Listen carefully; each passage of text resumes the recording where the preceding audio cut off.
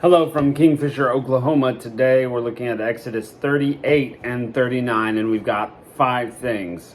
We're still working our way through the making of the tabernacle. Yesterday we looked at how the people of Israel gave so much stuff toward it that they had to stop taking stuff. Now, some perspective here, it's going to talk about a length of 100 cubits and a width of 50. Just a little translation, that's about 150 feet and 75 feet wide, which is half of a football field and a little longer than a football field is wide. It's a pretty big tabernacle. 2, the people donated a lot of gold and silver. We get these weights and talents, and just the amount of shekels, it's a lot of gold and silver. And of course, bronze and wood and all the other things that they did. We get this big measurement. Also, we see, number 3, that according to God's law, when you took a census of the people, you had to give a certain coin there. And by those coins, we find out that above the age of 20, there were 603,550 men above the age of 20. So if we go by law of averages, and there are about the same amount of women and at least 2 kids per adult, that's not counting, single women and, anyway, that's 0 to 20 in the children category. That's around 2.5 million people in the nation of Israel are out here in the wilderness getting ready to go into the land. So remember, back in Genesis, they were 70 going to Egypt. So that's a lot.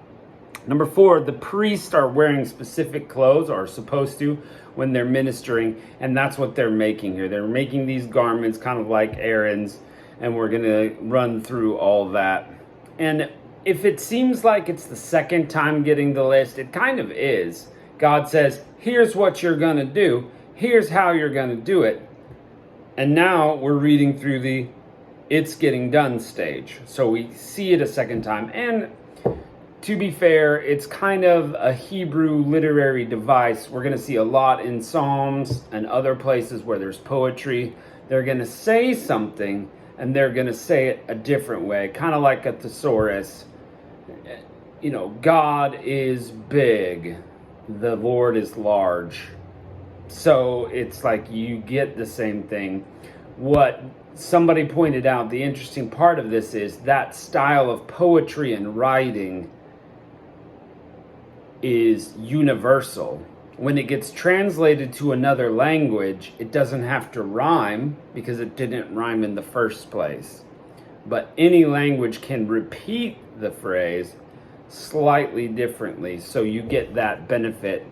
God is good. He knew ahead of time, and that was the style of poetry. And then at the end, after all this stuff comes in, Moses, as their leader, blesses the work, and they're kind of set as we're getting close to closing out the book. So pretty amazing. Let's look at Exodus 38. And he made the altar of burnt offering of shittim wood. 5 cubits was the length thereof, and 5 cubits the breadth thereof. And it was 4 square. And the 3 cubits of height thereof, which is roughly 4.5 feet. And he made horns thereof of 4 corners of it, and the horns were of the same, and he overlaid it with brass. And he made all the vessels of the altar, and the pots, and the shovels, and the basins, and the flesh hooks, and the fire pans, and all the vessels thereof he made of brass. So all the implements needed to do the sacrifice are made of brass. And he made for the altar a brazen gate of network, under the compass thereof, beneath unto the midst of it. And he cast 4 rings for the 4 ends of the grate of the brass, to be placed for the staves. And he made the staves of shittim wood, and overlaid them with brass. And he put the staves into the rings on the sides of the altar, to bear it withal. And he made the altar hollow with boards. So again, they've got to carry all this stuff. It's got to be mobile. And he made the laver of brass, and the foot of it brass, and looking glasses of the women assembling, which assembled at the door of the tabernacle of congregation. And he made the court. On the south side southward, the hangings of the court were of fine twined linen, 100 cubits. That's 150 feet approximately. Their pillars were 20, and their brazen sockets 20, and the hooks of the pillars and their fillets were of silver. And the north side, the hangings were 100 cubits, so the north and south side, 150 feet. The pillars were 20, and their sockets of brass 20, and the hooks and the pillars of the fillets were of silver. Now, the west side were the hangings of 50 cubits, so that's 75 feet. Their pillars 10, their sockets 10, their hooks and pillars of their fillets of silver. And the east side, eastward, 50 cubits. So it's, again, kind of this rectangle, about twice as long on the sides as it is wide.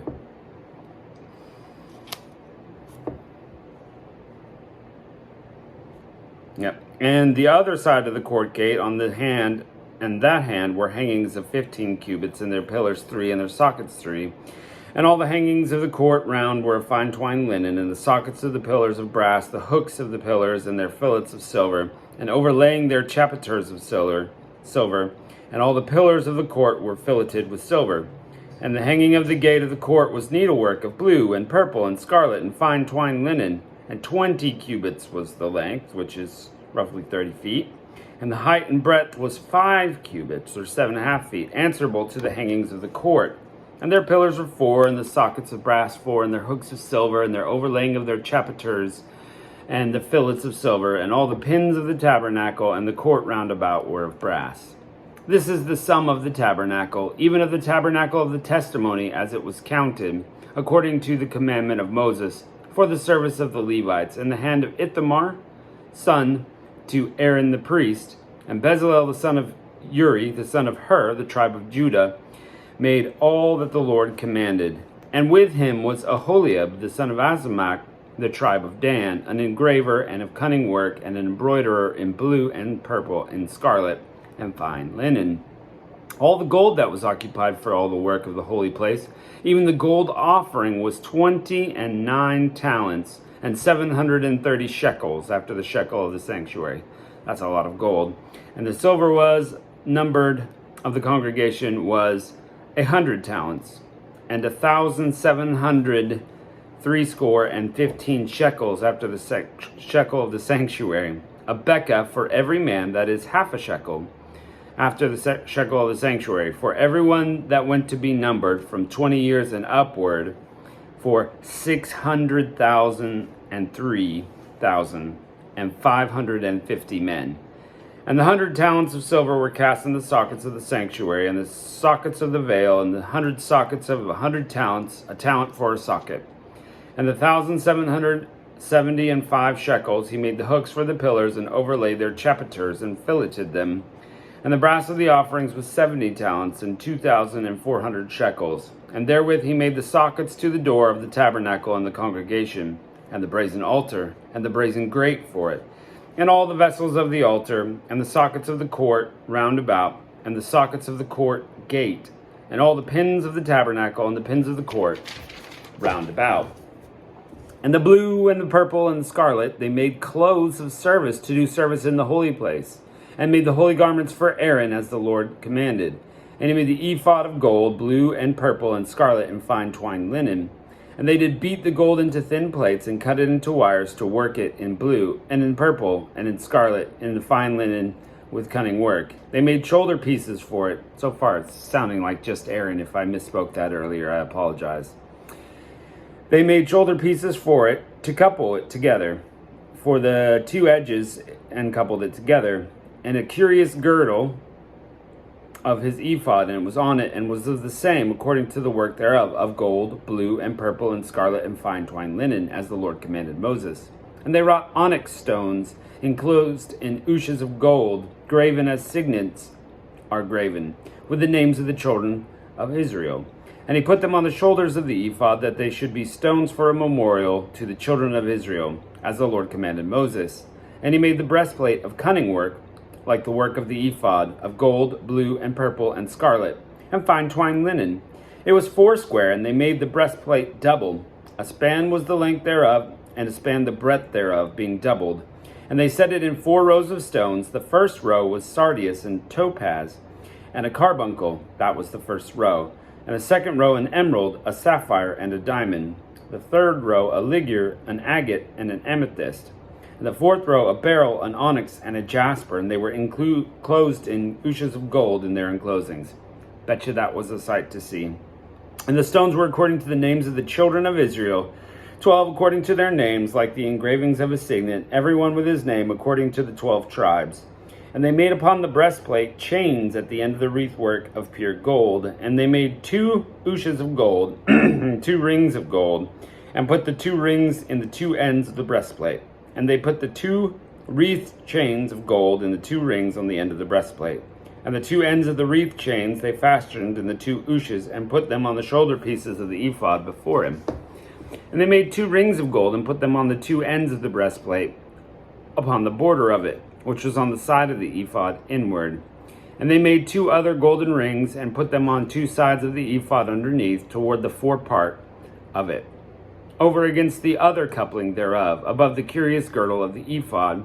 And they did bind the breastplate by his rings, and to the rings of the ephod in a lace of blue, that it might have a curious girdle about the ephod, that the breastplate might not be loosed from the ephod, as the Lord commanded. Seeming to me like curious is an old word for going around. Put it in the comments if you think differently.